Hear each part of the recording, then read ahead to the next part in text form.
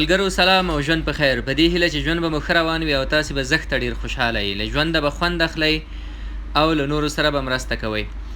نن تاسې ته د 1 میلیون افغانیو ګټلو لار درښیم. دا 1 میلیون افغانۍ تاسې په خپل کور کلي کې په ډېره اسانۍ سره ګټلی شئ. په خپلو لاسونو په خپل همت یې ګټلی شئ او هرومرو یې ګټلی شئ. نن موږ هغه لور ته ور روان یو چیرته چې موږ د 1 میلیون افغانیو ګټلو لپاره سرمایه ګزاري کړې ده. ډېره لږه سرمایه ګزاري خو ډېره زیاته ګټه. دا یوازې د پیسو ګټل نه دي، پیسې هم پکې ګټلی شئ او ډېر زیات خوند هم ترېنه اخیستلی شئ. نو راځئ چې ورو ورو له تاسې سره دغه د ګټې خبرې شریکې کړو او د ګټې چل در وښیو. ویډیو تر پایه وګورئ، په پای کې تاسې ته د پیسو ګټلو چل درښیو. ژوند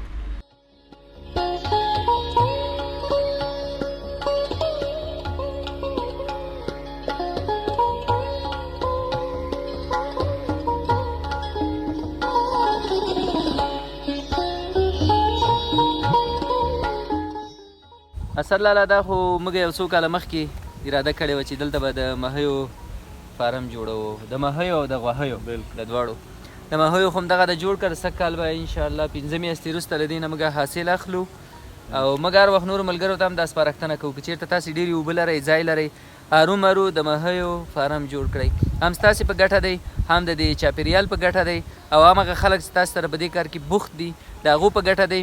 موږ او تاسې به له هغو زړو ماهیو نه خلاص شو چې له هېواد نه بهر له ګاونډیو هېوادونو نه راځي او په لاره کې 6 میاشتې 7 میاشتې 8 میاشتې په یخچالونو کې په تېرېږي او بیا یې په موږ باندې خوري. که څنګه اثر لاله؟ بالکل اوس د خیره ماهیان غټ شوي دي او دا د ټوپونه وهي، رشقه خوري او دانه ورته اچي او موږ یې ډېر ښه هم ساتو، ډېر داسې عصري هم ساتلي دي.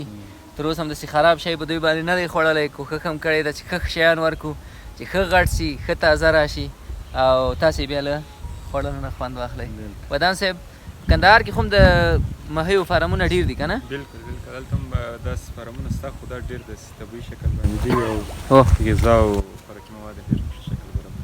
بالکل دا کېدای شي شوی دا ځای ښه دی، ځای دا موقعیت ورته ډېر ښه دی، ځکه چې موږ تاسې په لاره کې ولیدل یو هغه دښته کې چا همداسې یو ځای جوړ داسې روانې اوبه هم نه وې؟ نه، دلته روانې اوبه هم نه وې.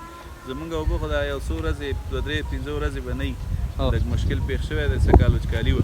بالکل انشاءالله دې نه پس به بیا ډېر ښه اوبه به وي او دوی به ډېر مست وي، خوشحاله وي.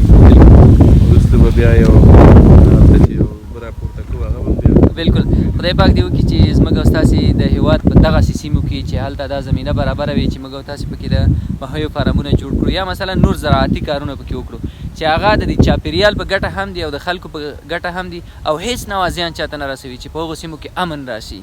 هغوی چې جګړې کوي هغوی هم دغې برخې ته پام وکړي، هغوی هم په خپله په دغو کارونو کې ځانونه بوخت کړي او د وطن خپلو ځانونو د چاپېریال او حتی د نړۍ ته ګټه ورسېږي. ژوند دا رشقه موږ دلته ورته کرلې ده په لغمان کې او دوی وایي چې رشقه ماهیو ته ډېره زیاته ګټه رسوي، کبانو ته. دلته تاسې دا وینئ چې اوس دوی ټوپونه پسې راوهي او همدغه رشقه خوري.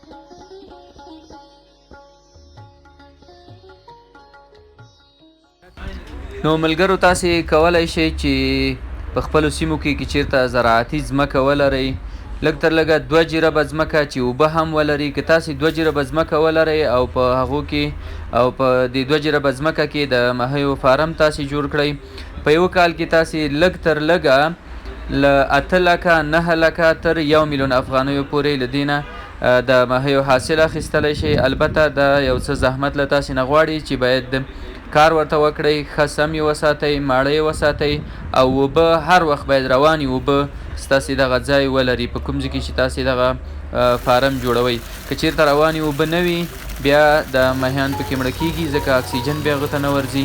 نو که چېرې تاسې دغسې 2 جربه زراعتي ځمکه چې ښې اوبه روانې اوبه ولري لرئ نو هرومرو پکې د ماهیو فارم جوړ کړئ. یو خو به تاسو ته اقتصادي ګټه ورسیږي، بل یې دې وطن ته هم ګټه رسیږي ځکه موږ او تاسې به له زړو خرابو شوو ماهیو نه خلاص شو او په خپل وطن کې به خپل وطني تر ټولو ښه ماهیان ولرو.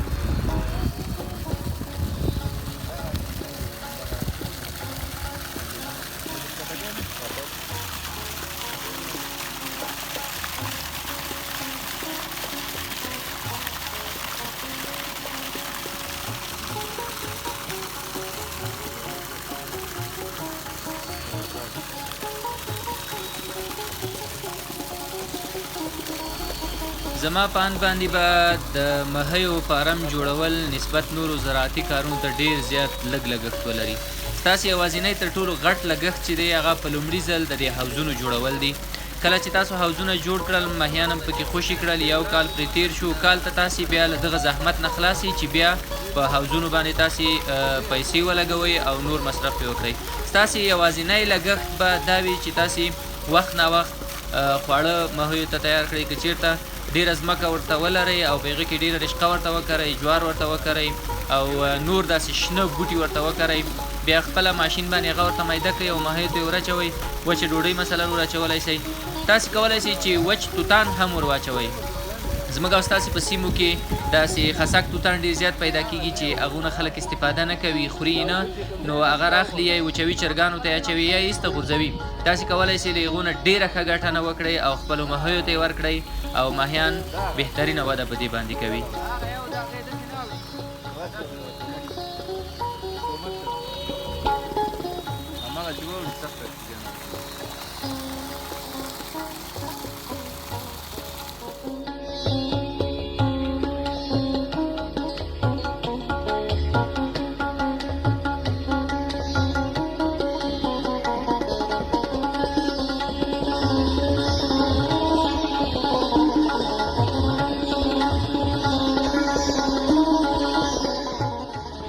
د ماهیو په فارم کې ستاسې هغه لومړني د فارم له جوړولو وروسته ستاسې یوازینی لګښت چې دی هغه وړو بچیو ته بور ورکول دي چې په هغه وخت کې دوی شنه شیان یا مثلا ډوډۍ نه خوري، ډوډۍ چې ور واچوي بیا زیان ورته رسوي هغه وخت کې، نو باید بور ور واچول شي. نو ستاسې هغه لومړنی لګښت به دا وي چې تاسو بور په بازار کې واخلئ د دې لپاره او هغه بیا تاسې خپلو ماهیو ته ورکړئ. یعنې شنه بوټي په هغه وخت کې نه خوري، بور به تاسې ور اچوئ. له هغې وروسته چې کله دوی لږ راغټ شول او د شنه بوټي خوراک یې شروع کړ، بیا تاسې کولی شئ هماغه کرلې رشقه دې ته ورکړئ چې تاسو ته ډېره زیاته ارزانه پرېوځي او انتهایي ډېره زیاته انرژي دوی ته ورکوي.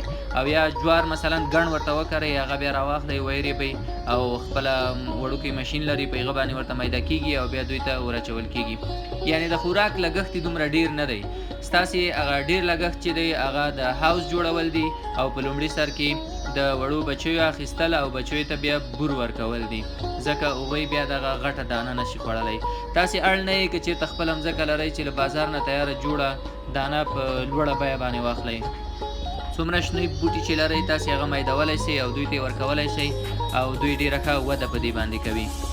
نو که چیرې تاسې ځمکه لرئ هرومرو د مایانو فارمونه پکې جوړ کړئ، هم به مو دې وطن ته ګټه رسېدلې وي، هم به تاسې په خپل کور کلي کې په ډېره زیاته هوساینه باندې په یو کال کې تر 1 میلیون افغانیو پورې لاسته راوړئ. که چېرته تاسې ځمکه ډېره لرئ، ډېر حوضونه جوړ کړئ، نو تاسې به تر دې هم ډېره ګټه وکړی شئ.